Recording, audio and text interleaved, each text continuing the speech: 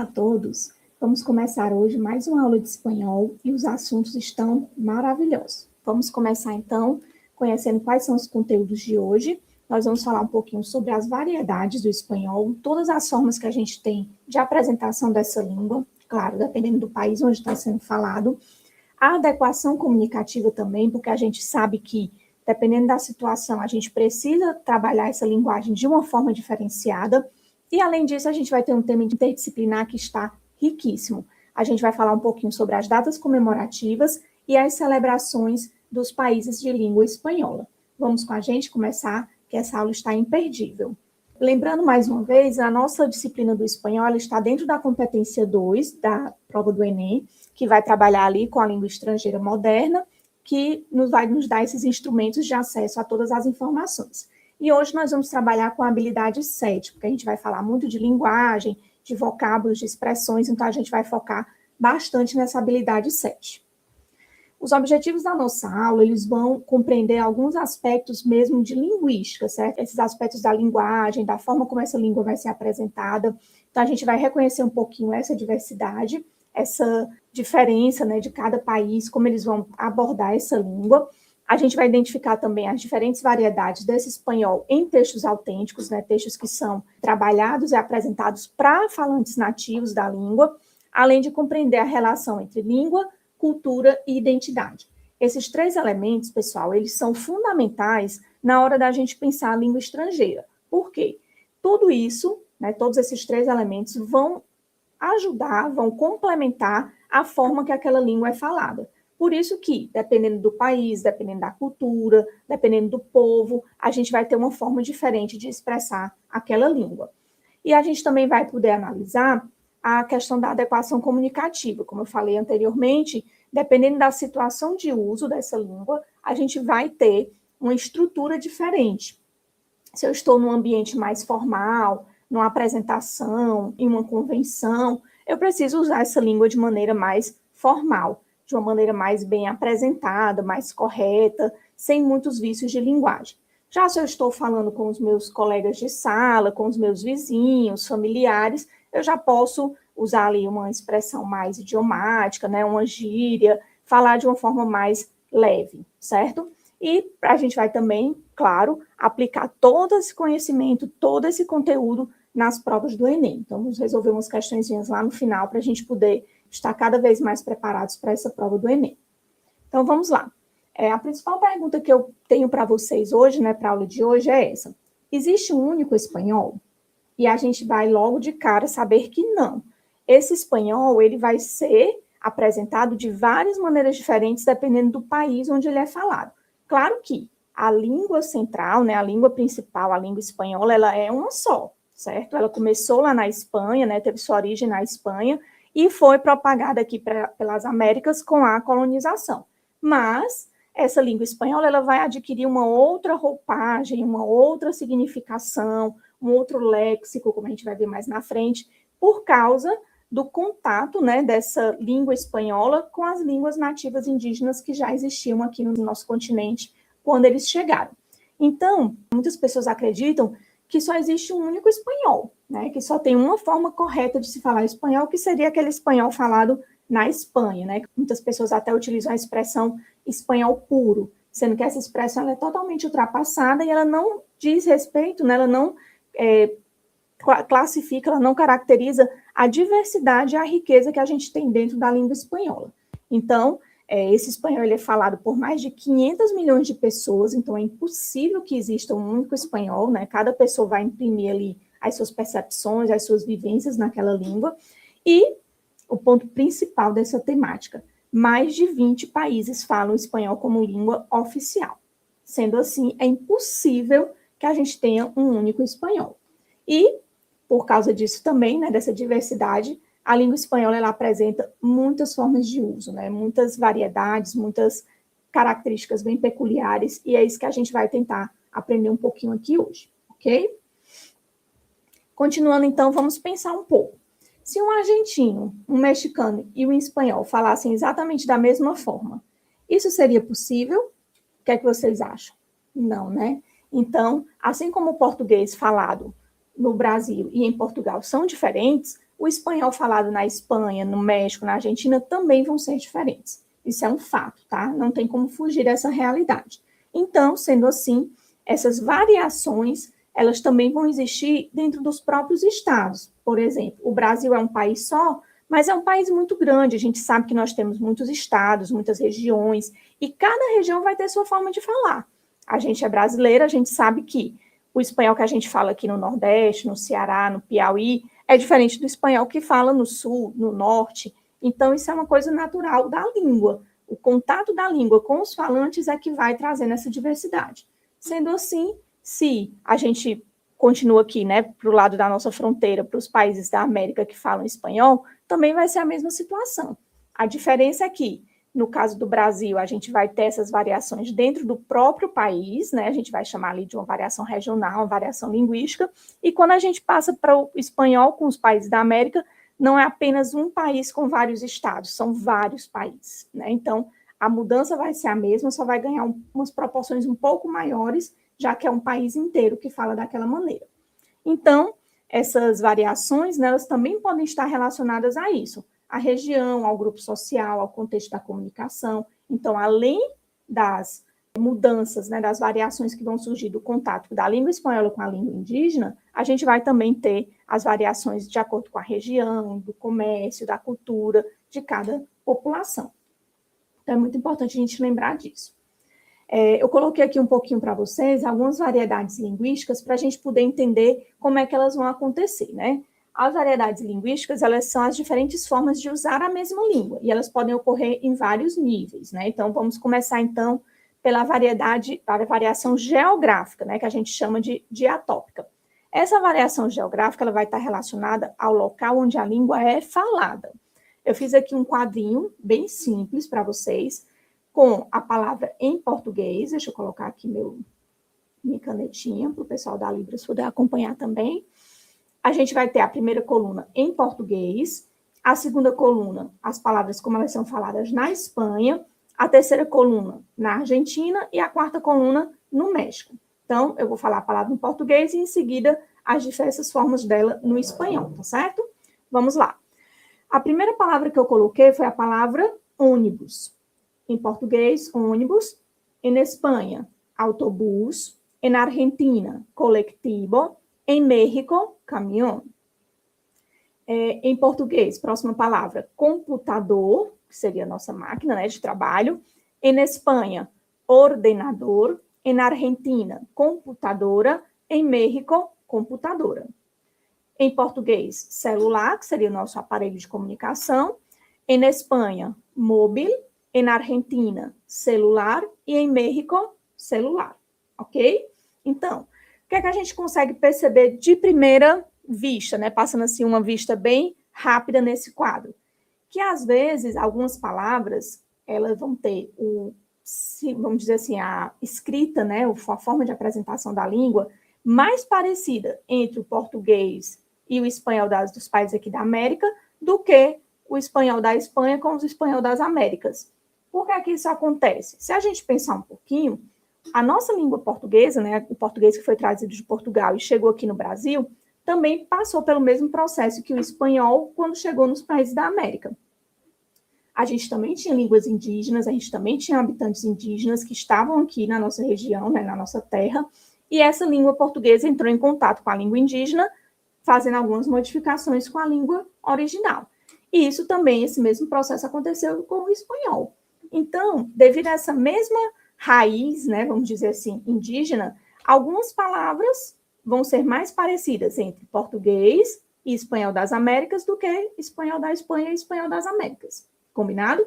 Então, assim, é importante isso porque quando a gente se depara com algum texto, né, jornalístico, alguma coisa assim, por mais que o tema seja um pouco mais difícil, quando ele é escrito por jornalistas aqui da região das Américas, acaba sendo um pouco mais fácil para a gente, porque a gente vai ver ali um vocabulário mais próximo do português do que mesmo do espanhol. Porque, por exemplo, se a gente encontra a palavra ordenador num texto, pode ser que a gente tenha que ler ali o contexto com mais atenção para poder entender o que é que significa. Já se eu encontro a palavra computadora, que é bem mais parecido com o português, já fica bem mais fácil a leitura, porque eu já sei que está se tratando de um computador. eu confirmo ali pelo contexto, só para ver se não é um falso amigo, e está tudo ok. Então, é mais ou menos essa a importância dessa variação geográfica para nós que somos brasileiros e vamos resolver a prova de Enem do espanhol, certo? Passando, então, a gente vai ter também a variação social. Como eu disse a vocês, dependendo do grupo social, a gente pode ter ali também uma variação no sentido de forma de falar. Essa variação recebe o nome de diastrática.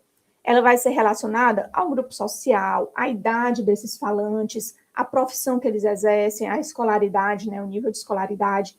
Então, eu vou ter vários tipos de linguagem nesse sentido. Eu vou ter a linguagem juvenil, que é aquela de gírias, né, que os jovens falam.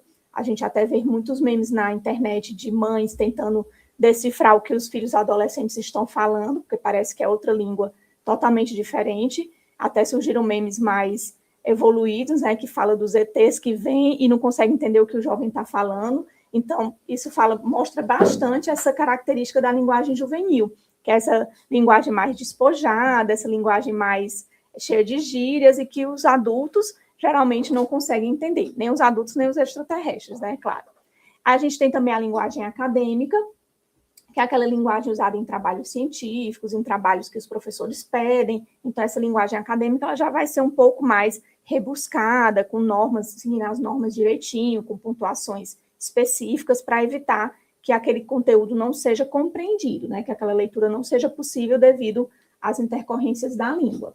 E a gente vai ter também a linguagem profissional, que é, por exemplo, um linguajar médico, um linguajar de advogados. Então, dependendo da profissão, a gente pode ter também palavras características daquela profissão que vão mostrar ali que a língua pode ser apresentada de uma forma diferente. Até quando a gente vê, assim, por exemplo, uma peça, né, de direito, um processo jurídico, tem muitas palavras ali que a gente nem consegue entender, mas que um advogado conseguiria entender perfeitamente bem. Por quê? Porque faz parte mais do universo deles do que do nosso. Então, essa linguagem profissional, ela também é bem específica e bem nichada, né? Tem um nicho ali de pessoas que vão conseguir ler com mais facilidade.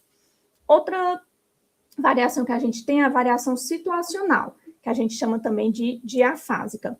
O que seria essa variação situacional? É aquela relacionada ao contexto comunicativo, ao contexto de comunicação. Uma conversa entre amigos, uma entrevista de emprego, um e-mail profissional, uma publicação na rede social. Então, dependendo da situação, eu tenho um tipo de linguagem para ser utilizado.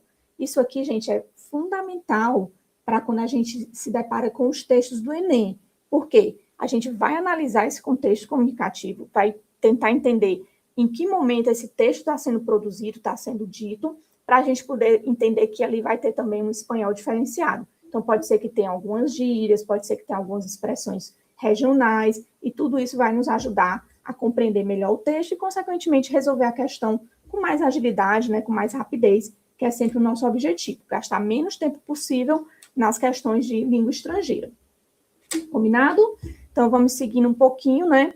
Eu coloquei aqui também outras expressões, né, outras situações comunicativas que são utilizadas em países específicos. Por exemplo, na Espanha, a gente tem muito uso da palavra móvel para celular, como eu falei lá no quadrinho, né? Ordenador para computadora, e o vosotros, que é o equivalente ao vós do português, que a gente já quase não usa mais, que seria equivalente a ustedes, que é como se fosse vocês, né, no plural.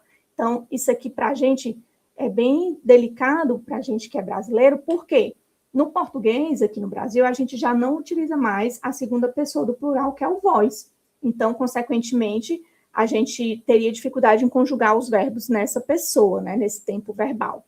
E já no espanhol das Américas, não, eles usam os ustedes, que seria o equivalente para a gente da terceira pessoa do plural, né, que seriam vocês, então fica bem mais tranquilo para a gente compreender.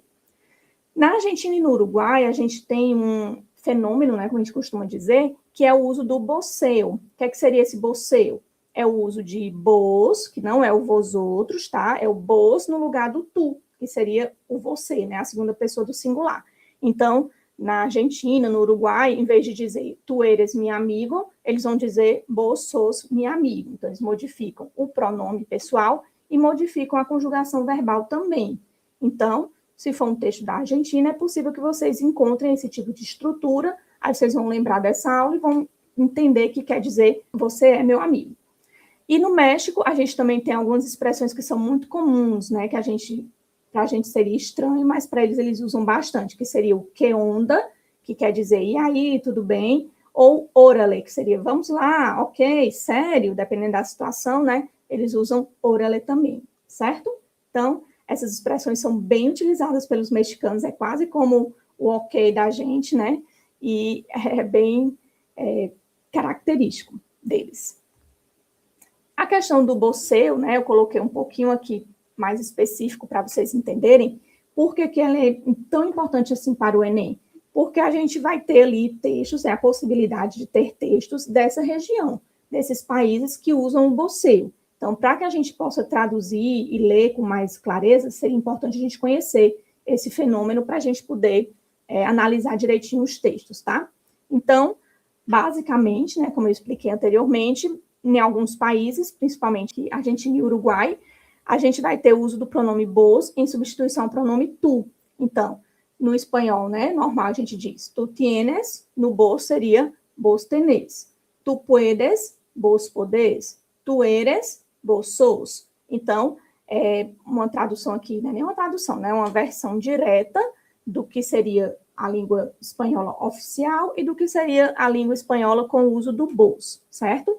Então, como o texto do Enem, né, o Enem costuma utilizar muitos textos argentinos, é importante vocês lembrarem dessa particularidade aqui, para não terem dificuldade na hora de fazer a leitura do texto, tá certo? Então, é só traduzir o vos por você, que aí já fica tudo bem tranquilo, certo? De lembrar. Passando, então, agora para a adequação comunicativa, a gente vai entender que a adequação comunicativa é a capacidade de adaptar a linguagem à situação de comunicação. Então, a gente sabe que não existe uma única forma de falar. Dependendo da situação, do contexto, a gente pode mudar também a forma de falar. E isso é fundamental. Você não vai chegar em casa para falar com a sua mãe como se você estivesse apresentando um trabalho na faculdade. Então, a gente sabe aí que vamos ter aí algumas particularidades de uso dessa língua para que não fique uma coisa tão formal, num contexto informal, ou vice-versa. Então, sendo assim, existe a forma mais adequada para cada contexto. Não é a forma correta ou a única forma. É a forma mais adequada para cada contexto, para cada situação comunicativa. Por exemplo, se eu vou mandar uma mensagem para um amigo, eu posso falar dessa seguinte forma. Olá, como estás? Vamos ao cine? Que seria uma linguagem mais informal, mais despojada, mais ali simples, né? Mais direta. Agora, se eu vou enviar um e-mail para uma empresa, para solicitar um material, por exemplo, informações, aí eu vou dizer, estimados senhores, me gostaria solicitar informação sobre o curso. Então, aqui a gente já tem uma linguagem mais formal. Eu não vou chegar no e-mail para a empresa e dizer, e aí, cara, como é que tá? Você pode me mandar as informações daquele curso? Fica meio desconforme, né? Não combina muito bem, não. Então, as duas formas estão corretas, tanto essa mensagem para o amigo como o e-mail para a empresa, o espanhol está sendo usado corretamente, só que o contexto é diferente, consequentemente, as expressões, as palavras que eu vou utilizar vão ser diferentes também, certo? E passando um pouquinho para essa temática das variedades linguísticas, né? Para finalizar, a gente tem também que a língua ela vai refletir os aspectos culturais de cada sociedade. Por isso que a gente tem tanta diversidade na língua espanhola, porque nós temos muitos países, desde o México, né, até a Argentina, América do Norte, América Central e América do Sul, são muitos países que têm a língua espanhola como língua oficial. Sendo assim, a gente vai ter aí uma variedade linguística, né, de léxico mesmo, muito grande. Aí eu coloquei aqui algumas expressões, né, que equivalem à expressão ok do português, né, que a gente usa muito ok para confirmar, para dizer que está tudo certo, tudo correto. Então, eu coloquei aqui o mesmo ok, né, vamos dizer assim, em vários países diferentes que falam espanhol, para a gente entender que cada região, cada país, cada comunidade, cada sociedade vai ter uma forma diferente para falar esse ok. Então, se você está na Argentina, no Uruguai ou no Paraguai, ali, aquela regiãozinha abaixo do Brasil, né, como a gente costuma dizer, a gente vai ouvir as expressões listo ou entonces bárbaro, né? Então, essas duas seriam equivalentes ao ok do português. Na Colômbia, você vai usar listo também, como aqui nos outros países, mas você também vai ter bueno, ou então dale. Então, são 3 expressões aí equivalentes ao ok. Na Espanha, vale. Então, esse vale da Espanha, a gente costuma dizer que os espanhóis, de 4 palavras que falam, 5 é vale. Então, a gente vê assim, um uso muito forte, muito recorrente desse vale no espanhol. No México, a gente tem sale, bueno, ou então órale, certo? No Peru, já, mais curtinho, né? Parece com ok. Em Porto Rico, a fuego, que é bem diferente, né? E no uso geral, né, como um todo, a gente vai ter vale, bueno, de acuerdo, ou então dale, certo? Todas essas expressões vão ser utilizadas nos países que falam espanhol, né, aqui das Américas ou da própria Espanha, para poder significar esse ok. Então, vocês percebem que, dependendo da região, do país, a gente vai ter uma diversidade linguística também. Às vezes, a mesma palavra vai ter várias formas de dizer, dependendo da região. E é bom a gente ficar atento nesses detalhes para não atrapalhar a leitura do texto. Aqui eu também coloquei, né, que na prova do Enem, essas informações elas vão ser mais presentes quando? Quando a gente tem as charges, né, ou então propagandas que vão ser específicas de cada país, notícias também, os posts nas redes sociais, as campanhas institucionais e as tirinhas. Então, todos esses tipos de texto vão trazer essas variedades com mais incisão, né, com mais certeza, com mais presença. Então, o objetivo aqui nunca vai ser cobrar esse conteúdo de forma isolada. Eles vão trazer esse conteúdo dentro do texto. Então, qual é a principal informação que você tem que pegar desse texto? Quem fala, geralmente a gente identifica ali pela referência do texto, né? Quem é o autor, qual é o país, para quem eles estão falando, ou seja, quem é o público-alvo desse texto, desse material, qual o contexto que ele foi publicado e qual a variedade está sendo usada. Se você conseguir identificar esses 4 elementos, você consegue extrair tudo que você precisa de variedade dentro daquele texto e consegue entender completamente bem para poder resolver a questão equivalente àquele texto. Combinado? Então, a gente vai principalmente, né, perguntar de qual país é o texto, quem é o emissor, quem é o receptor, se o texto é formal ou informal, se existem expressões regionais, né, aquelas expressões que a gente identifica que é específica de uma região, e qual é a intenção comunicativa, né? Qual é o objetivo do autor ao publicar, ao escrever aquele texto. Isso também é fundamental, é uma informação assim, importantíssima para a nossa leitura. E eu coloquei aqui também uma atividadezinha prática, né? Quando ele diz assim, olá, amigo, que onda? Te inscribo para invitar-te a mi cumpleaños. Então, eu tenho aqui um convite, né, de um jovem, a gente percebe pela forma como ele fala, convidando um amigo para o aniversário dele. Então, ele pergunta aqui qual seria a linguagem, né, utilizada.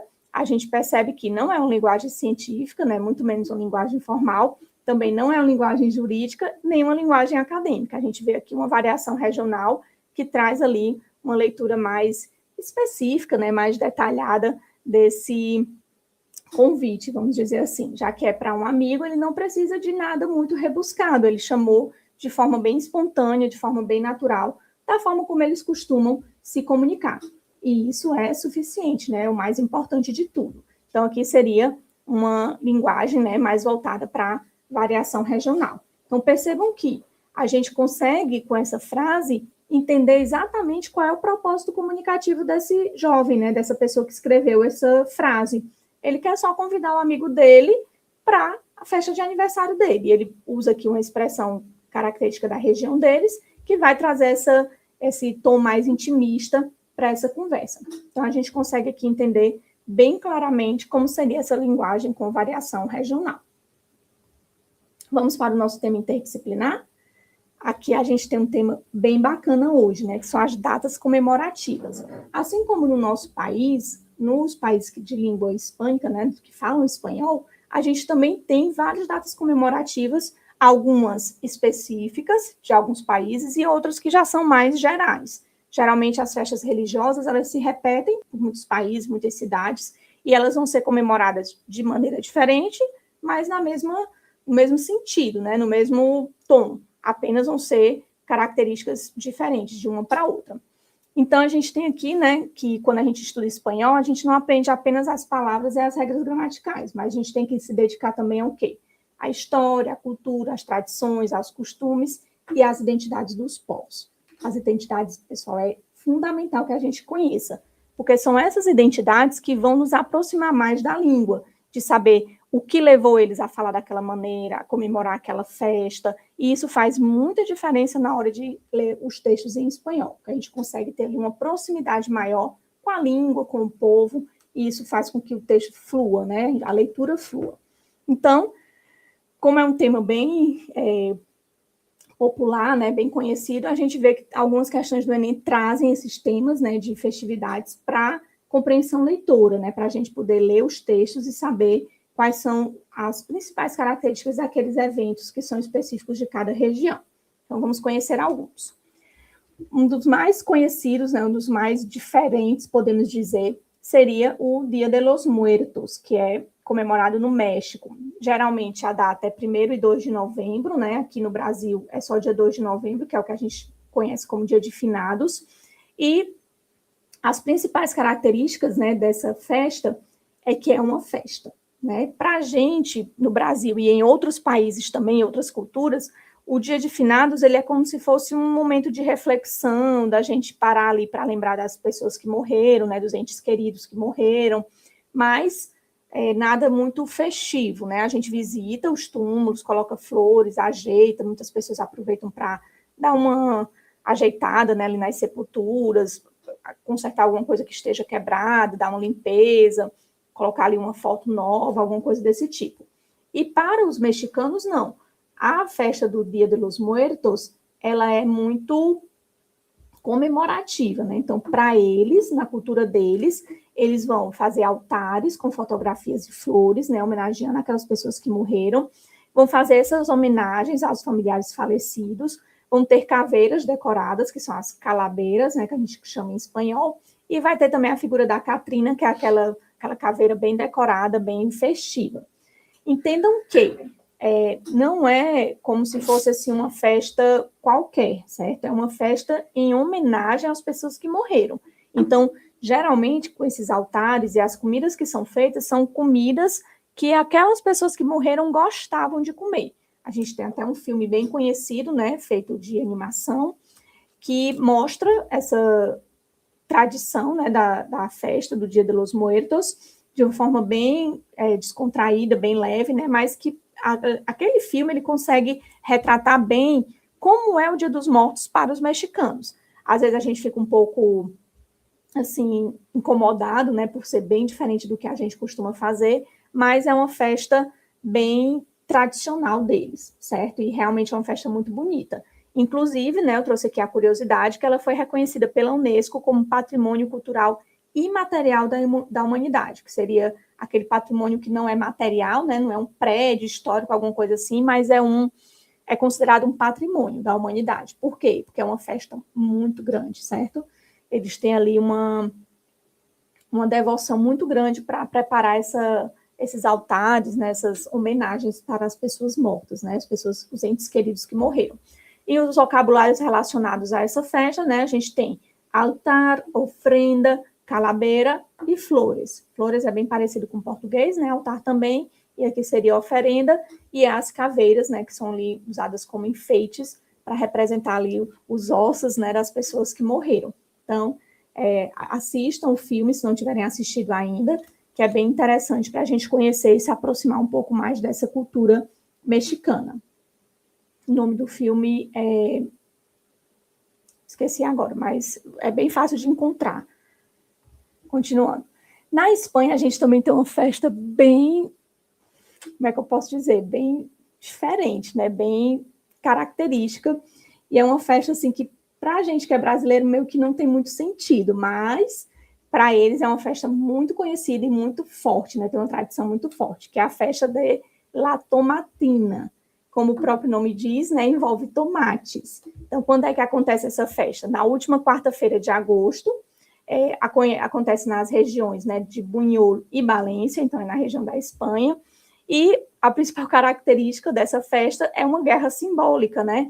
A gente tem ali uma guerra de tomates, exatamente isso que vocês estão ouvindo, é uma guerra de tomates. Eles comemoram, né, ali a a colheita e a fartura de tomates na região e distribuem esses tomates, né, para as pessoas lançarem umas nas outras e ter a participação de turistas. É um evento cultural, bem turístico, e é bem interessante. Sai todo mundo sujo de tomate, as ruas ficam todas encharcadas de tomate. Vocês sabem que o tomate é uma fruta que ela é bem molinha, né, então vai ali soltar aquele líquido e vai ficar ali bem esmagada. Então fica tudo muito sujo, fica todo mundo pintado de tomate, de vermelho. É bem interessante, mas também é bem diferente, né? Vamos dizer assim. Os principais vocabulários relacionados a essa festa, nós temos tomate, fiesta, participantes, tradição. Então, é uma festa bem tradicional também, bem antiga já, mas que é bem peculiar, vamos dizer assim, né? Para não dizer outra coisa. E na Espanha também a gente tem a festa de San Fermín, que acontece de 6 a 14 de julho na região, né, na comunidade de Pamplona. E a principal característica dessa festa é a corrida de touros, né? Eu coloquei aqui o encierro, né, que é a corrida de touros. As pessoas usam roupas brancas com lenço vermelho, né, que é bem tradicional, e tem uma grande importância cultural e turística. Apesar de, né, vamos abrir um parêntese aqui, apesar dessas festas, né, com animais serem bem criticadas atualmente, né, a gente tem ali uma questão de defesa, né, dos direitos dos animais, de preservar o animal de sofrimento e tudo mais, mas algumas festas elas foram adaptadas para não serem extintas totalmente. E na corrida de touros, eles literalmente, né, as pessoas ficam espalhadas pela rua e eles soltam os touros, aqueles touros bem grandes, né, com chifres e tudo, para correr atrás das pessoas. Então, as pessoas vão de vontade própria para a frente do touro. Então, é uma questão mesmo de opção. Tem gosto para tudo nesse mundo, né, gente? Então, é uma festa bem conhecida, bem popular, bem tradicional, e ela vai ter essa característica de soltar os animais e as pessoas vão correndo na frente dos animais. Claro que, às vezes, alguns animais passam por cima das pessoas, né? As pessoas pulam nos muros das casas para tentar desviar dos touros, mas é bem divertido, né? Claro, guardando ali os direitos dos animais. É uma cena bacana de se ver, porque as pessoas ficam meio que desesperadas quando não conseguem fugir do touro, né? E eu coloquei aqui alguns vocabulários para vocês, que seria touro, o animal mesmo, carreira, que seria a corrida, fiesta e tradição também, porque a gente não deixa de ser uma festa bem tradicional. A gente vai agora para a Colômbia, né, voltando aqui para a América, a gente tem o Carnaval de Barranquilha, né, que é uma cidade bem conhecida, né, a Shakira fala muito de Barranquilha, cidade dela. Acontece geralmente em fevereiro ou março. Como o Carnaval é uma festa que é vinculada ao calendário religioso, né, a gente tem ali a contagem dos dias para poder chegar na data do Carnaval. Então, sempre fica entre fevereiro ou março, é a mesma coisa da contagem aqui do Brasil também, tá? Esse calendário católico, ele é meio que universal em todos os países que têm a religião católica como religião principal. As principais características desse Carnaval de Barranquilha são os desfiles que eles fazem, a música e a dança e as fantasias coloridas também. Então, eu acredito que seja a festa que mais se aproxima do Carnaval que a gente faz aqui no Brasil, tá? Coloquei também alguns vocabulários, como desfile, baile, música, disfraz, que seria o disfarce, né? A fantasia que a pessoa usa para se fantasiar no Carnaval. E uma curiosidade é que o Carnaval de Barranquilha é considerado um dos maiores carnavais do mundo. Então, eles têm uma tradição bem grande e é considerado bem forte, tá? Então, é uma festa que vale a pena a gente dar uma olhadinha para poder conhecer um pouquinho mais. Na Argentina, a gente vai ter também uma data comemorativa muito importante para eles, que é o Dia da Independência, que é comemorado no dia 9 de julho.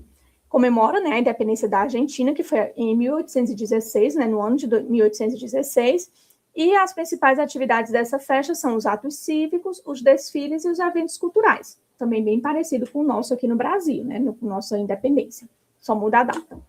E um vocabulário importante para a gente fixar seria independência, bandeira, pátria e celebração. Então, esse Dia da Independência na Argentina também é bem comemorado e é bem conhecido mundo afora.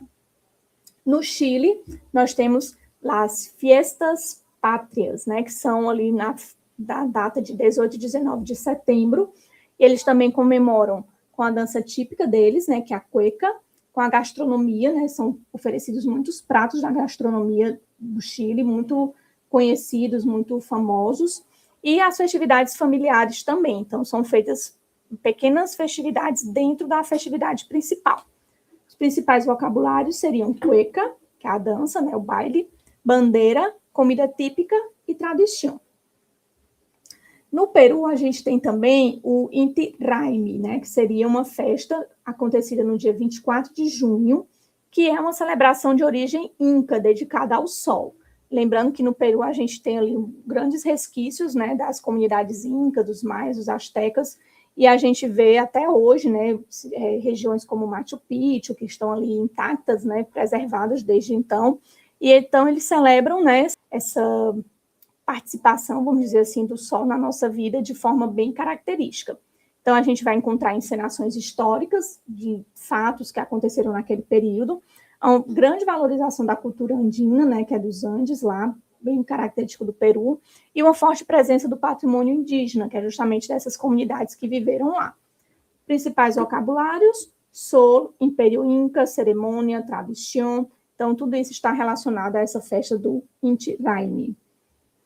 Aí, comparando um pouquinho, né, as celebrações, eu fiz aqui um quadrinho mostrando o país, a celebração e o tema principal, que seria, no México, né, a memória e a ancestralidade, na Espanha, a tradição popular, na Espanha também com San Fermín, a tradição regional, daquela característica daquela região, na Colômbia, com o carnaval, música e dança, na Argentina, com a independência, a história nacional, no Chile, com as festas pátrias também, né, essa identidade nacional, e no Peru, a questão da herança indígena, que para eles é bem forte. Então, a gente tem aí os principais temas relacionados a essas celebrações que eu selecionei para vocês. Lembrando que os outros países também vão ter, né, outras regiões também vão ter festas características, mas eu tentei pegar aqui as mais conhecidas, as mais relevantes, certo?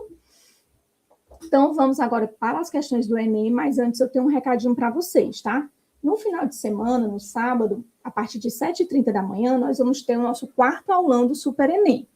Vai ser um aulão de redação, ciências humanas e linguagens e códigos, ou seja, muito bom para treinar para o Enem.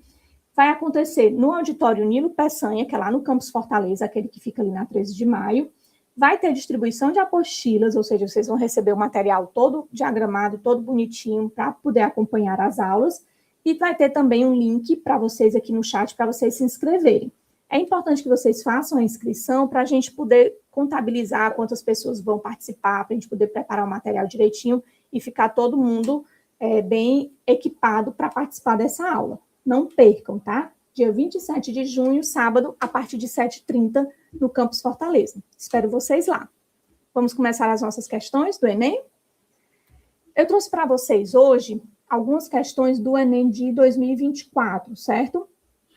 Essa primeira questão que a gente vai trabalhar hoje, ela foi publicada, né, nesse site, lostempos.com, foi acessada em 2018, para poder formular essa questão, e a gente tem um texto aqui bem neutro, né? A gente não tem título, a gente não tem nada que remeta se é um texto literário, se é um texto jornalístico, então a gente vai fazer a leitura para poder entender o tema, né, do que trata, entender também o que ele é, se é um texto jornalístico ou literário, e saber responder a questão direitinho.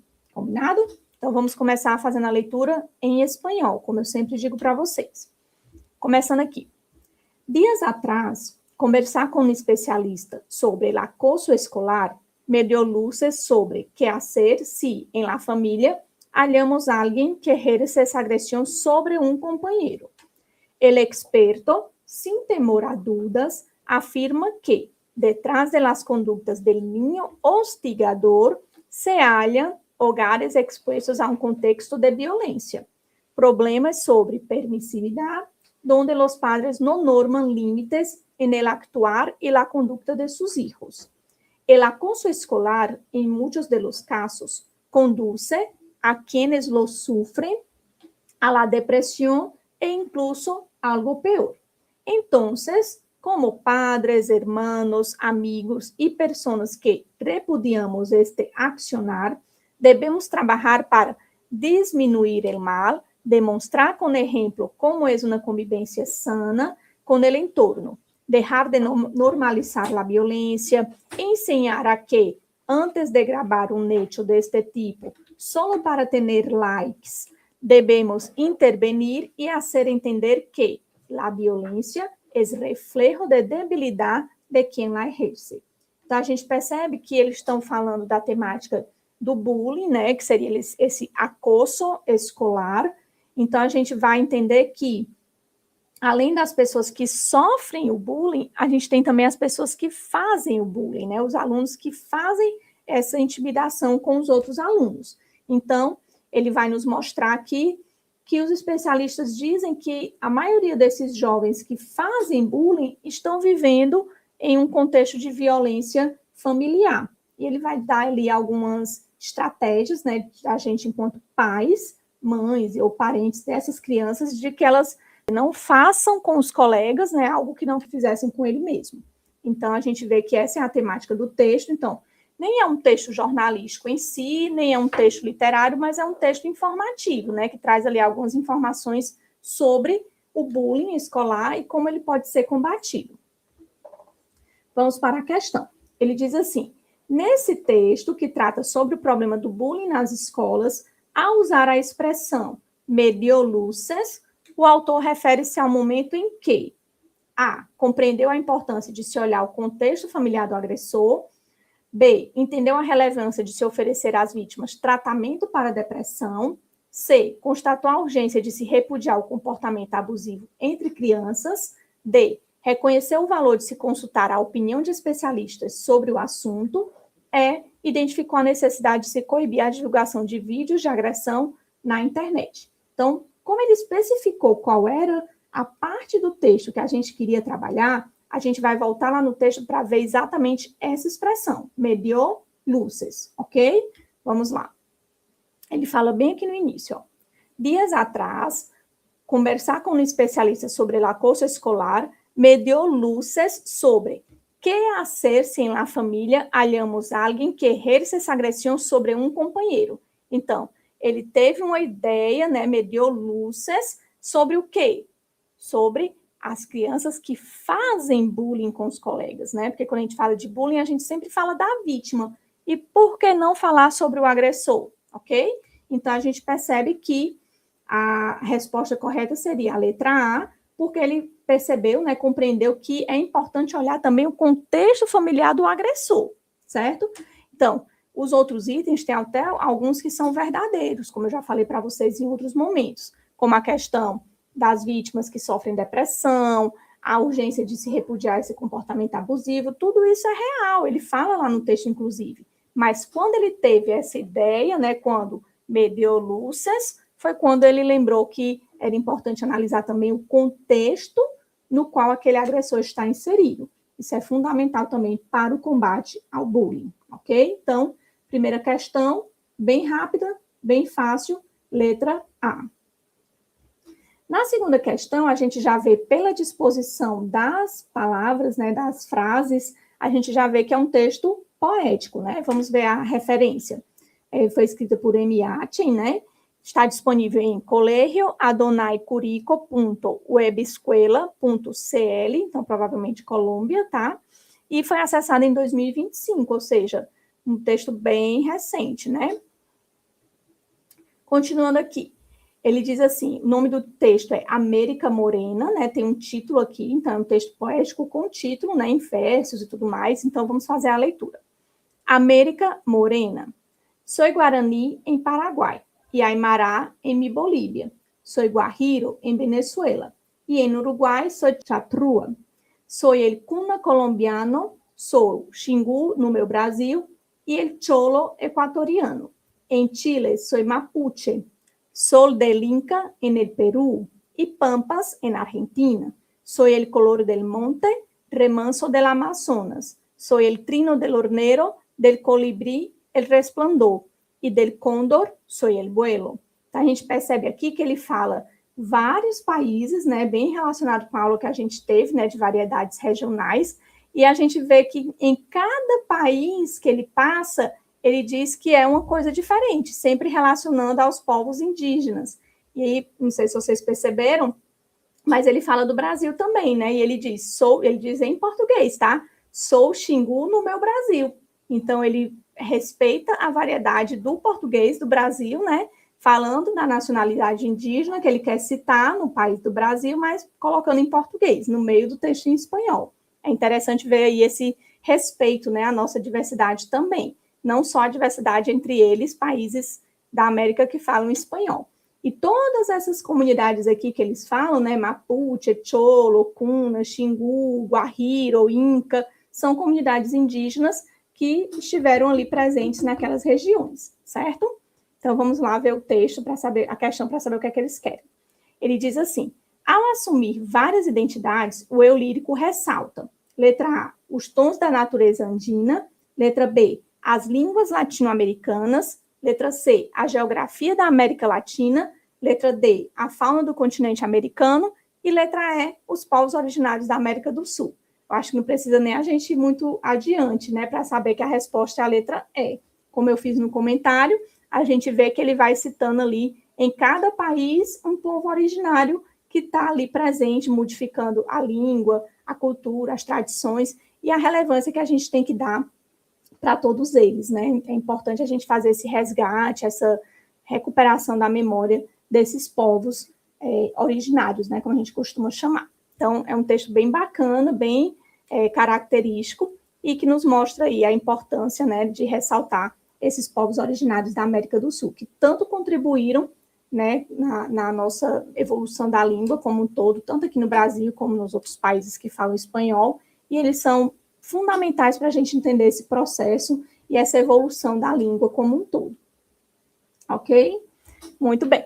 Na terceira questão, o texto é um pouquinho maior, certo? A gente vê que também tem um título bonitinho aqui em cima, e a gente vê que ele é escrito por esse escritor aqui, né, provavelmente africano. Ele diz assim, Ndongo Bidiogo, e o nome do texto é Las Tinieblas de tu Memória Negra, e foi publicado em Caracas, Madrid, na editora Fundamentos, de 1987. Então, é um texto um pouquinho mais antigo, certo? Então, vamos lá, vamos fazer a leitura. Las Tinieblas de tu Memória Negra. Puedes elegir, seguía diciéndome el viejo rector. O bien serás lo bastante animoso como para emprender solo esta dura etapa, o bien la llevarás a cabo con los demás, uniéndote a tu paso y adoptando su marcha. En el primer caso, serás un explorador de calidad excepcional. En el segundo, no harás más que un trabajo de serie, mediocre, y en todo caso, indigno de ti.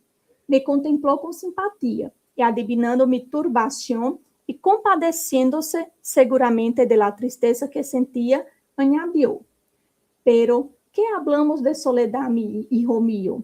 Un cristiano nunca está solo.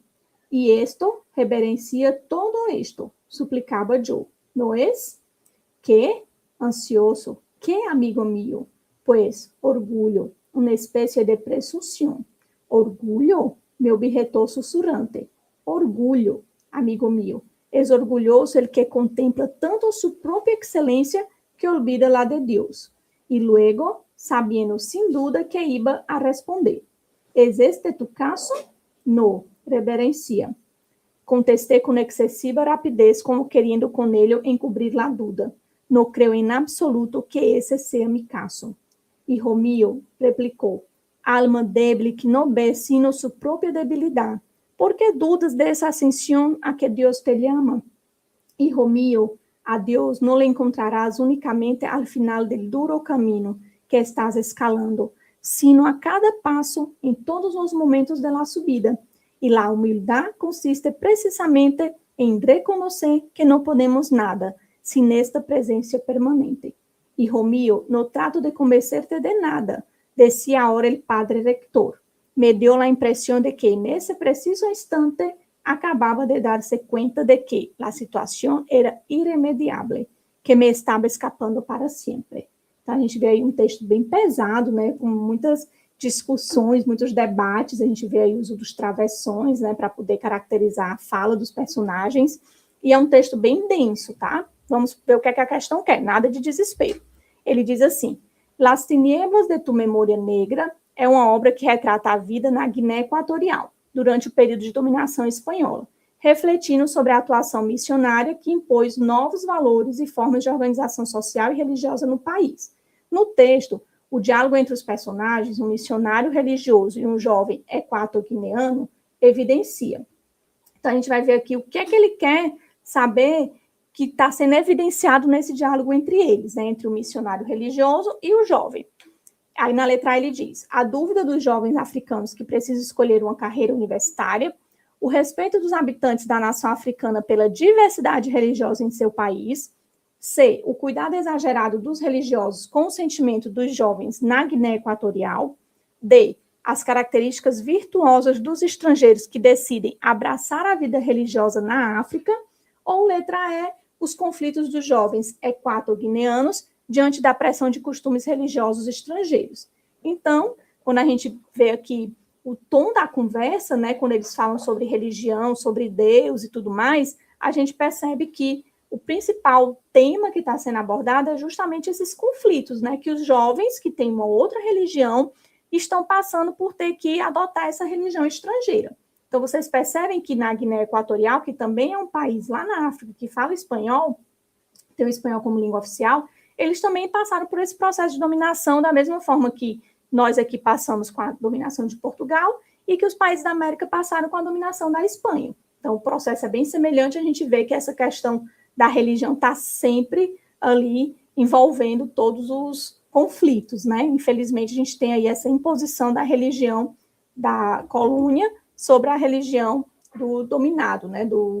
A religião do colonizador sobre a religião do colonizado, certo? Então, na terceira questão, a gente fica com a letra E.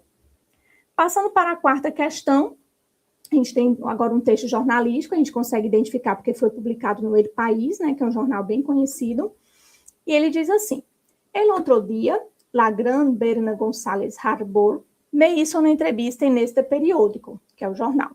Me perguntou se não añoraba trabalhar mais como reportera, e eu contestei com uma frase que terminou sendo el titular de la nota: ¿más periodismo? Me queda pouco tempo de vida e quero hacer lo que me caliente más el corazón.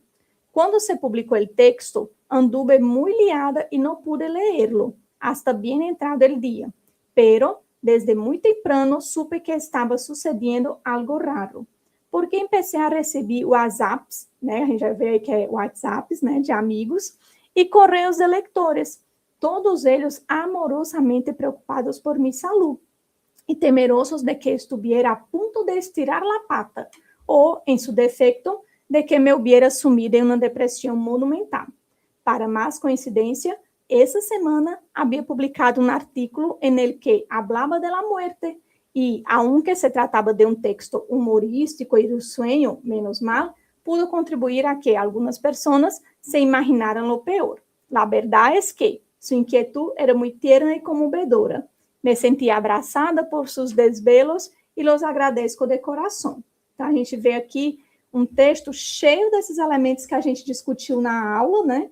Que são variações regionais, que são gírias, né? Essa própria forma de escrever o WhatsApp, a gente vê que é bem diferente, né? Tanto da escrita original da palavra, como do jeito que a gente costuma chamar de zap, por exemplo, né? Aí eles chamam de WhatsApps, né? Então, a gente percebe aqui que ela faz, é um texto jornalístico, mas bem descontraído, né? Que é uma jornalista sendo entrevistada e falando que ela já está muito velha e não quer mais escrever. Então, isso aí acaba causando um burburinho, né, entre os leitores dela, entre as pessoas que gostam da escrita dela, achando que ela estava prestes a morrer. Então, ela vai justificar que não, que só quer fazer outras coisas, já que falta pouco tempo de vida, né? Já está no finalzinho da vida. Então, em entrevista ao El País, a escritora Rosa Monteiro utiliza a expressão estirar la pata para fazer referência a quê? Então, quando ela diz que que as pessoas pensavam que ela ia estirar la pata, vamos pensar aí como se fosse um caixão, né? Ó, quando a gente estira la pata, a pata seria a perna, né? Fazendo uma equivalência com o animal. Então, quando a gente estica a perna é porque morreu, né? Então, sendo assim, ela faz referência a uma situação de morte, que é o cenário que os leitores imaginaram que ela estava falando que estava prestes a morrer, né? Então, ela usa uma gíria, uma expressão idiomática do espanhol, que é estirar la pata, para dizer que está numa situação de morte, né? Para dar ali um tom de brincadeira, de diversão e diminuir um pouco a pressão pelo que os leitores dela estavam achando que ia acontecer com ela, certo? Então, esse é um texto bem característico do que a gente trabalhou na aula de hoje. E a questão 5, a gente tem aqui um infográfico, né, que tem sido cada vez mais utilizado nas provas do Enem, não só de língua estrangeira, mas também de todas as outras áreas. E a gente vai pegar o quê? As informações principais, certo? Desse tipo de texto. A gente tem aqui Dia Internacional del Trabajo Doméstico, seria o título do infográfico. El 22 de julho de 1983 foi declarado o Dia Internacional del Trabajo Doméstico. Aí ele vai dar algumas informações, né? Alguns fatos. El 76,4% de las labores domésticas são realizadas por mulheres. Dichas labores não são remuneradas, sin embargo, se têm um valor econômico. En México, el valor econômico del trabajo no remunerado en labores domésticas registrou um nível equivalente a 5,5 bilhões de pesos, equivalente al 23,5% del PIB en 2018. Es necesario reconocer y valorar el trabajo que realizan las mujeres en los hogares como aporte fundamental a la sociedad e a las economias de los países. Então, ele foi publicado nesse coletivo aqui, né, feminista. Aqui ele traz as fontes, é muito importante do infográfico essa questão de trazer a fonte, de onde foi consultado esses dados, para dar um sentido assim, mais oficial, mais real, né, um sentido mais constatado, né, comprovado. E foi tirado também dessa conta satélite do trabalho, nesse site também, ó, do México, né? Então, a gente tem aqui um formato diferente de texto, com imagens, palavras, né, texto escrito, e também com dados, né, com informações científicas comprovadas, né, de estatísticas e tudo mais. Então, a pergunta da questão é, ao abordar o tema do trabalho doméstico, esse cartaz tem o propósito de... Então, vamos ver qual é a intenção desse infográfico. Divulgar o dia dedicado a homenagear essa função, estimular a valorização das mulheres nessa função, apresentar dados estatísticos sobre essa atividade, comparar a atuação de mulheres e homens no lar, né, dentro de casa, ou analisar a economia relacionada a essa atividade. Então, a gente percebe que a principal função, né, a intenção desse cartaz é realmente estimular a valorização das mulheres nessa função, porque a gente percebe que a maioria desses trabalhos é realizado por mulheres, como ele fala aqui na segunda partezinha do infográfico, mas ele diz também que não é reconhecido, não é valorizado. Então, se estamos falando de uma campanha, né, de Dia Internacional do Trabalho Doméstico, onde a maioria desse trabalho doméstico é executado por mulheres, elas precisam de um pouquinho mais de valorização. E é essa a intenção do infográfico, tá?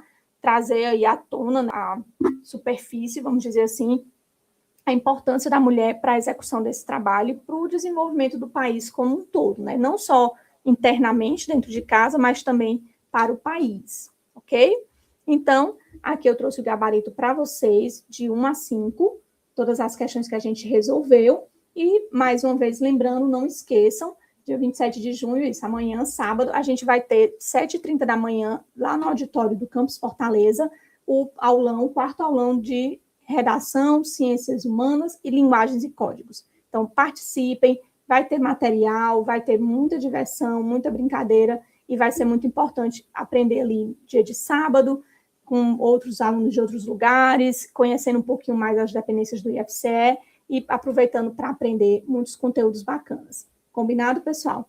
Muito obrigada e até a próxima aula de espanhol.